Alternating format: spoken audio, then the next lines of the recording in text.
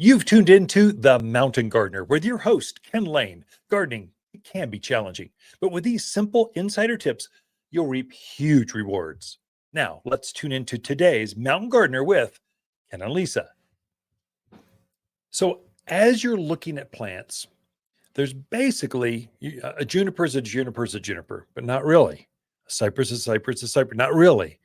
A fruit tree is a fruit tree is a fruit, not even close.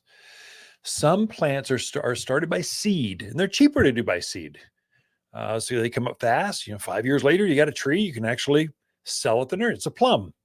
The problem is when you start by seed, each seed's going to be uniquely different. There's no consistency. So it'll be just like a sea of people. Each and every one of them will be completely different. Some tall, some short, some wide, some thin, some produce like crazy, some don't. Some actually produce small fruits, some big fruits, some big flowers, small flowers.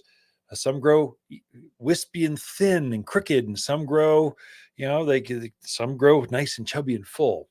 Out of all the plants, when you're walking through a forest and you see one, you go, whoa, that one is obviously prettier than all the others. Just like people, you kind of go, wow, that's just beautiful. And so we'll take that plant, and instead of taking seed from that plant, yes, there's propensity to have more beautiful plants coming from the seed of that particular plant.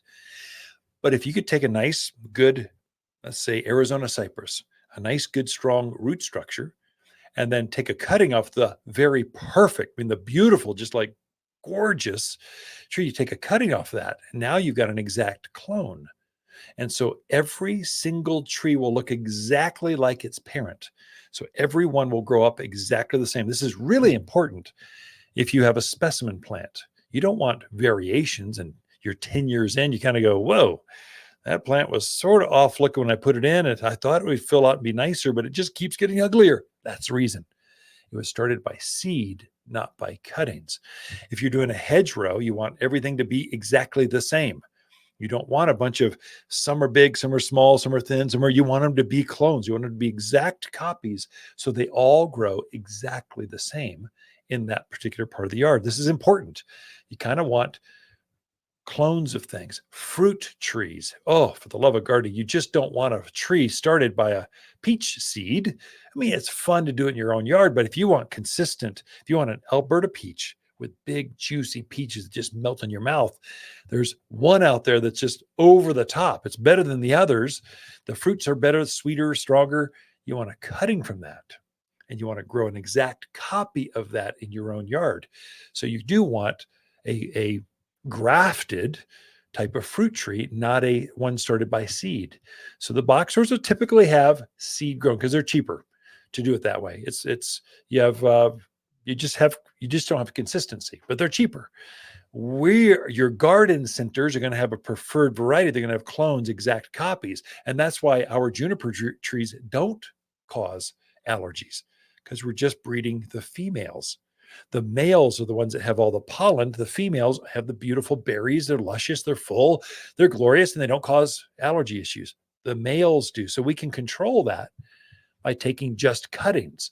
Whereas if we were to do seeds, we just take the berry, just put 1,000 of them out there and have them grow over 5 years. And then we bring them in and go, there, we got a cheap juniper for you. Problem is your allergies will go crazy. They'll have inconsistency. You just won't have that premier, better looking. You got $1 million house. You don't want cheap plants. You need consistent, beautiful, just consistency. You want to know what you're putting in there. If you put an orchard in, you're not going to get fruit for 5 to 7 years on an orchard by seed. And so you kind of want to know, I don't want to wait 5 years and go, oh, I hate this plum. It's terrible. This apple's awful. Oh my gosh.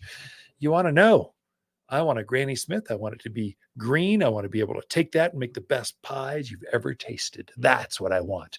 And then you get that by having grafts. And that's what you're going to find at a independent garden center, or the premier, better quality types of fruits, trees, shrubs. That's it for this show. Throughout the week, Lisa and I camp out here at Waters Garden Center, and we love talking to fans of the show.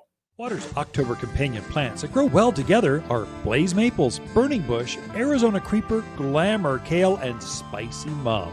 Water's Spicy Mums are best sellers for super long bloom times and local garden tuck. Spicy Mums glow yellow with a halo of fiery orange around each daisy flower. These big, bold perennials are perfectly shaped and add color in autumn when few flowers are in peak blooms. You'll find bright fall flowers here at Waters Garden Center in Prescott. For a more fruitful garden, increase success in the landscape that just feels better, then tune in daily to the Mountain Gardener podcast.